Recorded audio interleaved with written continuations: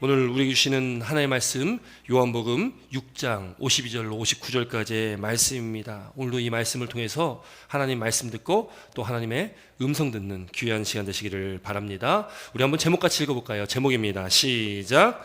참된 양식, 참된 음료. 참된 양식, 참된 음료. 우리가 오늘 말씀을 봤지만 오늘 말씀 52절 보면은 뭔가 좀 문제가 있는 것 같다, 뭔가 문제가 있는 것 같은 심상치 않은 분위기가 오늘 본문 52절에 등장을 먼저 합니다. 52절 말씀부터 한번 읽어볼까요? 52절입니다. 시작. 그러므로 유대인들이 서로 다투어 이르되 이 사람이 어찌 능히 자기의 살을 우리에게 주어 먹게 하겠느냐. 아멘. 지금 뭔가 좀 심상치 않은 분위기가 좀 느껴지십니까?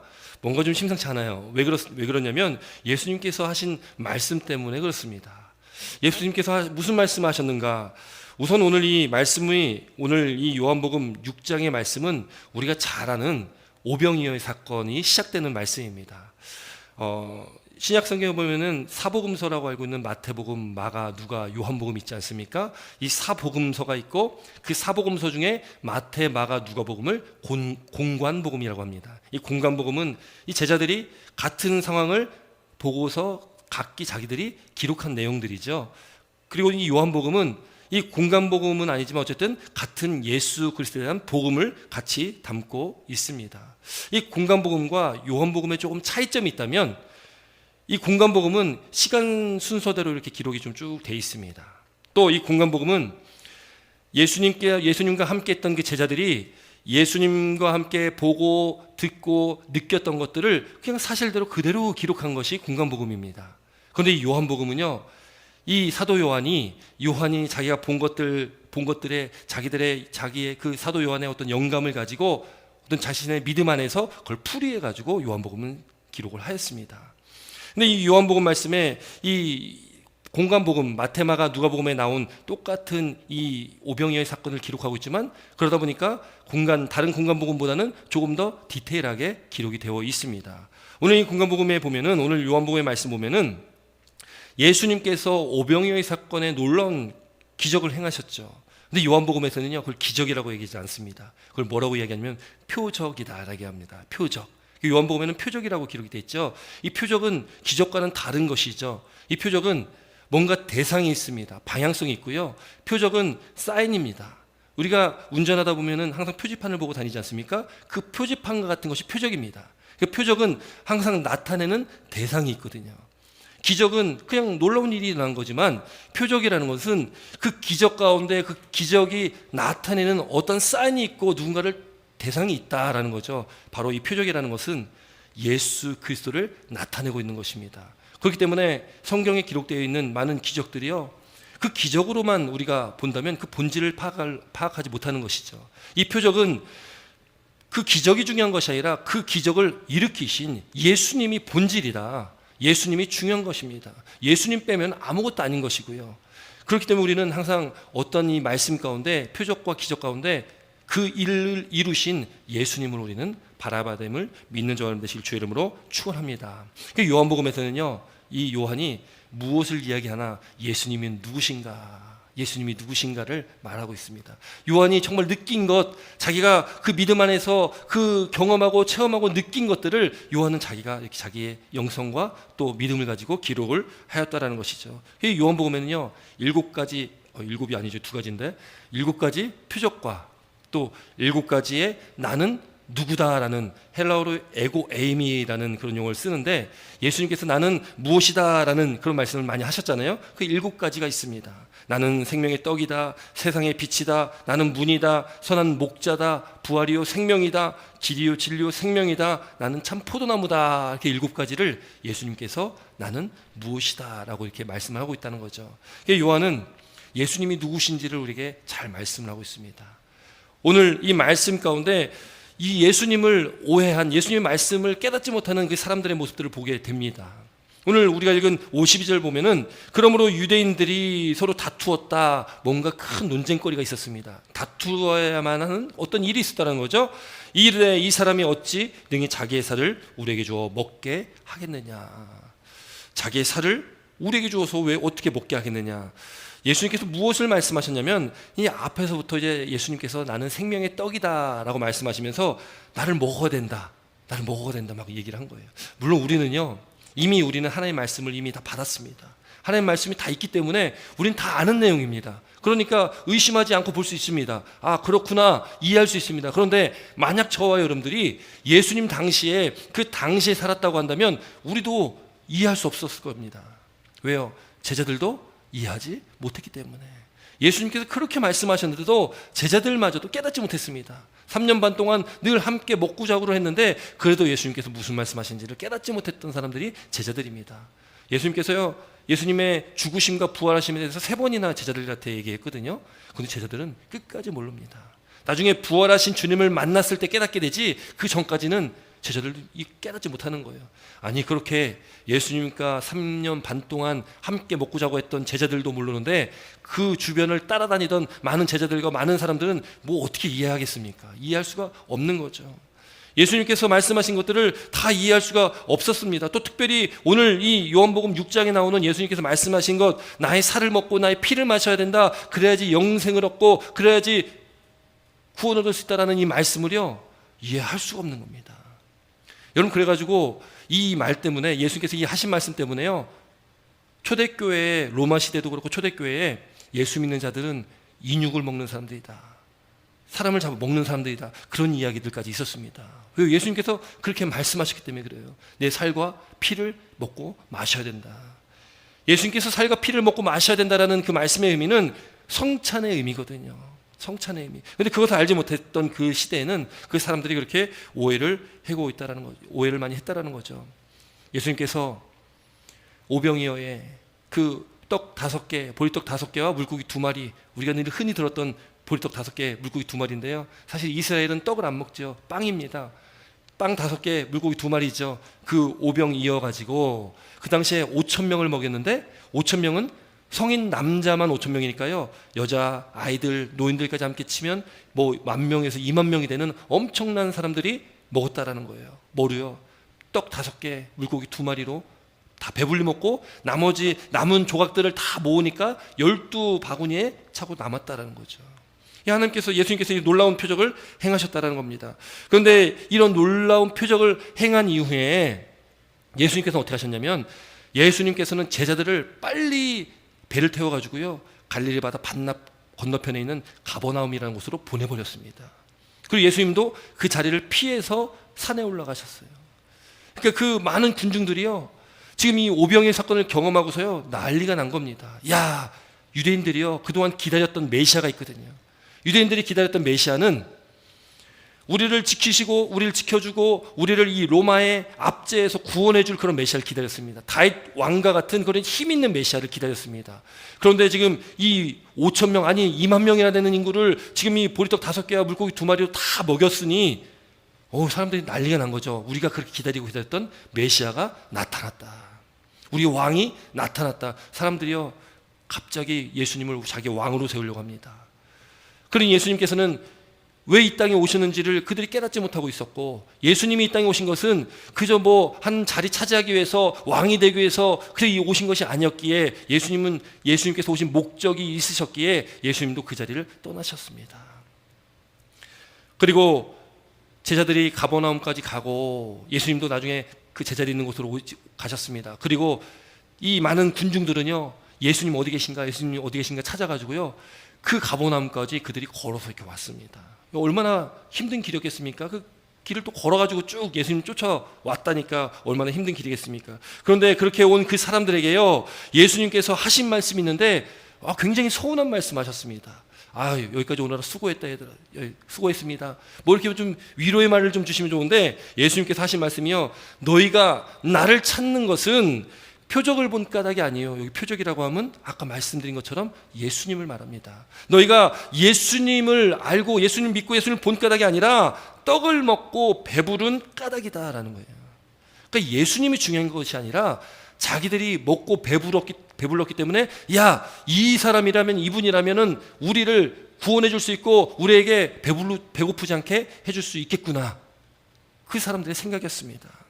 예수님께서도 그렇게 지금 말씀하시는 거예요. 표적을 본 까닭이 아니라 예수님 때문에 온 것이 아니라 먹고 배불렀기 때문에 왔다는 거예요.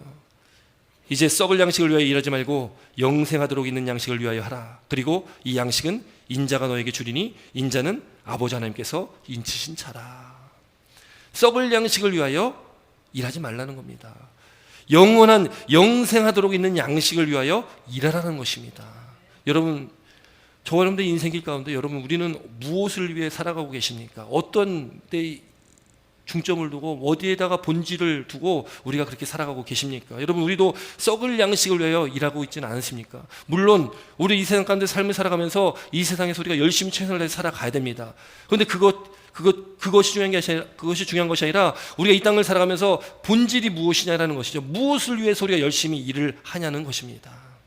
우리가 열심히 살아가는 그 이유가 무엇이냐는 것이죠. 내가 바라는 것들, 내가 바라는 어떤 세상, 내가 바라는 어떤 환경들을 만들기 위해서, 더 잘 먹고 잘 살기 위해서 내가 열심히 나를 위해서 일하는 거냐, 아니면 하나님을 위해서, 하나님의 영광을 위해서 애쓰고 힘쓰고 있느냐, 그게 본질과 비본질적인 것을 어떤 것을 붙들고 있느냐, 그 차이라는 것이죠. 우리가 표적을 찾는 것은, 표적을 보고 표적 대신 예수님을 쫓아가야 되는 것은 본질을 바라보고 본질을 쫓아가는 것을 말하는 것입니다. 그런데 많은 사람들이 그 양식을 위하여, 썩을 양식을 위하여 쫓아간다는 것이죠. 예수님께 온 것도 그저 배부르기 때문에, 먹고 배불렀기 때문에 자신의 어떤 배고픔을 채우기 위해서 그렇게 예수님께 왔다라고 예수님은 말씀하십니다. 그러니까 그 사람들은요, 과거 옛날 이야기를 하는 거예요. 옛날에 모세 때에 하늘에서 음식이 내렸는데 그 음식을 먹고 배불렀다. 근데 예수님께서 말씀하십니다. 그 하늘에서 준 음식이 모세가 준 것이 아니라 하나님께서 주신 것인데, 하나님께서 주신 그 양식은 이제는 썩지 않은 양식이라는 겁니다. 썩지 않는 양식, 그것은 곧 영생하도록 하는 양식입니다. 그것이 오늘 제목과 같이 참된 음식이죠. 참된 음식. 그 참된 음식을 어디서 구할 수 있는지를 오늘 우리에게 말씀합니다. 어디에서 그 양식을 얻을 수 있냐. 예수님께서 이 오병이어의 사건을 통해서 우리에게 보여주시고 말씀하고자 하는 그 말씀이 바로 그 영생을 얻는 방법, 그 양식을 얻는 방법을 우리에게 말씀하고 있습니다. 그 양식은 어디에 있겠습니까? 그 양식은요, 그 썩지 않는 영생의 그 양식, 영생하도록 있는 그 양식은 다른 데는 아무 데도 없습니다. 오직 예수 그리스도께 있다는 것을 믿으시기 바랍니다. 예수님께서 우리에게 그 영생에 필요한 양식을 주신다라는 것입니다. 예수님께서 이 땅에 오셔서 공생의 사역을 하시고 이 땅에 사시는 동안요, 예수님의 그 관심은 세상에 있지 않았습니다. 세상에 어떤 한 자리를 차지하기 위해서 왕으로 그런 어떤 대접을 받기 위해서 이 땅에 오신 것이 아니라는 거죠. 예수님의 관심은 오직 영생이었다는 겁니다. 오직 우리에게 영생을 주시기 위해서, 우리를 구원하시기 위해서 이 땅에 오신 분이 바로 예수님이시라는 것이죠. 바로 그래서 예수님의 관심은 우리를 구원하기 위해서 오신 것입니다. 그 관심은 다 우리에게 다 집중되어 있다라는 것이죠. 여러분, 우리는 이 땅의 삶을 살아가는 동안에 우리는 그 영생하는 방법을 알고 있습니다. 그 방법을 우리가 깨달았다면, 우리가 그 영생의 방법이 예수께로부터 나오니까 우리는 날마다 예수님만을 붙들고 예수님만을 위해서 살아가야 된다는 것이죠. 바로 그 우리가 얻어야 할 그 음식은 바로 예수 그리스도 자신입니다. 예수 그리스도를 치라는 것이죠. 그래서 예수님의 살과 피를 우리가 먹고 마셔야 됩니다. 근데 그것이 곧 우리가 정말 어떤 진짜 살과 피를, 마치 로마 시대 사람들이 오해했듯이 그렇게 정말 인육을 먹어야 돼, 그게 아니잖아요. 이 살과 피를 먹고 마시라는 것은 성찬의 의미가 있다는 거죠. 오늘날 천주교 카톨릭에서는요, 화채설이라고 해가지고 이 성찬에 쓰이는 이 빵과 또 이 포도주가 이게 거룩하게 변화가 돼가지고요, 진짜 예수님의 살이 되고 진짜 예수님 피가 된다고 그렇게 믿고 있습니다. 그 화채설이라고 하는데, 우리 개신교는 그렇게 믿지 않습니다. 우리는 이 차려진 빵과 이 포도주는 이거는 상징성입니다. 우리는 이것을 먹고 마심으로 해가지고 예수님의 그 은혜와 사랑을 기억하고 기념하는 것이지, 이게 우리가 먹는 것이 진짜 예수님의 살로 돼가지고 우리 뱃속에 들어가고 예수님의 피가 돼서 뱃속에 들어가는 것이 아니라는 것이죠. 오늘 이렇게 성찬이 차려졌지만 이 성찬이 중요한 것이 아닙니다. 이 음식이 중요한 것이 아닙니다. 예수 그리스도가 본질이고 우리는 예수님께 집중해야 된다는 것이죠. 참 부끄러운 말씀이지만 저도 이렇게 신학을 공부하고서 이제 뭐 한 10년 이상을 이제 부교육자 생활을 하면서 이 성찬을 뭐 수도 없이 많이 했잖아요. 성찬 보좌도 하고. 그런데 참 부끄럽지만 참 형식적으로 저도 성찬에 임했을 때 참 많았습니다. 이 사역자다 보니까 뭔가 다 이 교회에서 하는 일들이 일처럼 여기면 이렇게 할 때가 참 많았습니다. 참 부끄러운 저 과거죠. 그런데 제가 이제 담임이 되고 보니까요. 담임이 되고 이제 정말 하나님과의 관계가 참 그동안 참 부끄럽구나라는 걸 깨닫고 더 하나님과의 관계를 더 온전히 해야 되겠다라는 그 마음을 가지고 더 예수님 앞에 나아가려 애쓰다 보니까 성찬의 의미가 달라지기 시작하더라고요. 성찬의 의미가요. 이 성찬이 그냥 형식적으로 그냥 떡 먹고 포도주 마시는 게 아니라 정말로 예수님과 함께 연합되어지는, 예수님이 내 안에 거하시고 우리는 주님 안에 거하시는 그런 의미가 너무나 뜨겁게 강하게 저에게 다가오더라고요. 여러분, 바라기는 제가 느낀 이 모든 이런 마음들이 우리 성도님들에게도 동일하게 있길 주의 이름으로 축원합니다. 그래서 오늘 성찬에 임할 때에 이전과는 조금이라도 좀 다른 그런 마음으로 성찬에 임하시는 저와 여러분 되실 주의 이름으로 축원합니다. 나를 위하여 이 땅에 오신 주님, 나를 위하여 피 흘리신 주님, 주님의 살과 피를 먹는다는 것은 나를 위해 십자가에 달리셔서 찢기신 그 살, 나를 위해 십자가에 달리셔서 흘리신 그 보혈의 피, 그것을 우리가 먹고 마시는 것인데, 나를 위하여 찢기시고 흘리셨다고 하면 우리가 어떻게 대충 이 성찬을 받을 수가 있겠습니까? 우리가 우리 마음 가운데 오늘 우리 마음을 변화시키고 우리 마음을 좀 뒤집어 엎어서 우리가 더 간절한 마음으로 주님 앞에 나아가시고 성찬을 받는 저와 여러분 되시길 주의 이름으로 축원합니다. 여러분, 예수님께서요 그렇게 우리에게 주신다는 거예요. 우리에게 이 성찬을 우리에게 베풀어 주셨습니다. 예수님께서 이 성찬을 제정하여 주셨습니다. 이 성찬에 차려진 예수님의 살과 피를 먹지 않으면 너희 속에 생명이 없다라고 말씀합니다. 우리 본문 53절로 56절까지 함께 있습니다. 함께 읽습니다. 시작.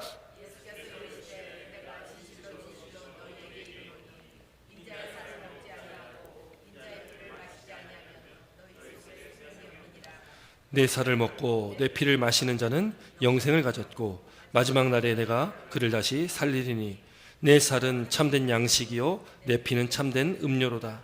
내 살을 먹고 내 피를 마시는 자는 내 안에 거하고 나도 그의 안에 거하나니. 아멘. 인자의 살을 먹지 아니하고 인자의 피를 마시지 아니하면 생명이 없다라고 하는 겁니다. 생명이 없다고 합니다.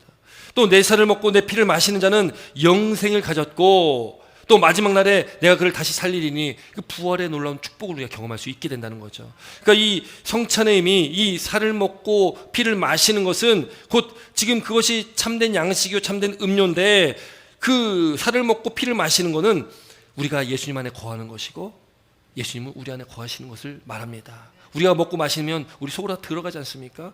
그 의미처럼 예수님께서 우리 안에 거하시는 겁니다. 물론 이걸 먹는다고 마신다고 예수님께서 안 계시던 예수님이 확 들어오시는 건 아니지만 우리가 마음으로 사모함 가운데 우리 예수님을 믿음으로 영접하면 예수님 우리 안에 거하시는 것이죠. 예수님께서 나를 위해 십자가에 달려 죽으셨다, 나를 위하여 살이 찢기셨고 나를 위해 피를 흘리셨다, 이걸 믿으면 그 믿을 때에 그 동시에 예수님 우리 안에 임재하십니다. 내주하십니다. 이미 우리 모든 성도님들 우리 안에 예수님께서 우리와 함께 하심을 우리의 찬양을 통해서도 고백을 했습니다. 이 고백이 그저 우리가 형식적으로 한 고백이 아니라 우리 마음에서 나오는 간절한 고백이 되길 주의 이름으로 축원합니다. 우리 안에 거하시는, 내주하시는 주님, 주님께서 우리 안에 내주하실 때 우리는 어떻습니까? 내가 그리스도와 함께 십자가에 못 박혔나니 그런즉 이제 내가 사는 것이 아니요 내 안에 그리스도께서 사시는 것이다. 이제 우리는요 우리가 사는 것이 아닙니다. 오직 내 안에 주님께서 사시고 그리스도께서 우리 안에 거하시다는 것을 믿으시기 바랍니다. 그것이 바로 그리스도와의 연합입니다. 우리는, 예수 믿는 우리는 이제 우리에게 영생이 주어졌고 부활의 놀라운 축복도 이제 앞으로 얻게 될 것입니다. 우리 안에 거하시는 예수님, 그 예수님과 함께 연합하는 삶을 살아가는 저와 여러분의 인생길은 하나님께서 책임져 주시고 하나님께 우리 삶의 주인 되시고 주권자 되셔서 우리 삶의 그 길을 인도하실 것이고, 우리 이 땅 가운데서도 우리가 하나님 나라를 경험하고 앞으로도 우리가 소망하는 그 하나님 나라에 다 들어가서 주님과 함께 기쁨으로 함께 주님과 함께 왕노릇하는 그런 애가 우리가 있을 줄 믿습니다. 그 주님께서 우리에게 오늘 귀한 식탁을 차려 주셨습니다. 오늘도 우리가 식탁 가운데 나오실 때 이 주님의 초청 가운데 우리가 기쁨으로 이 자리에 나오시는 저 여러분 되시길 주 이름으로 축원합니다. 우리가 마음을 다하고 뜻을 다하고 우리 생명을 다하고 우리 목숨을 다하고 모든 것을 다해서 우리 주 하나님을 사랑하고 또 그 사랑 받은 그 사랑을 우리가 또 우리 이웃들에게 전할 수 있는 그 믿음의 삶이 날마다 되시기를 주 이름으로 축원합니다. 기도드리겠습니다.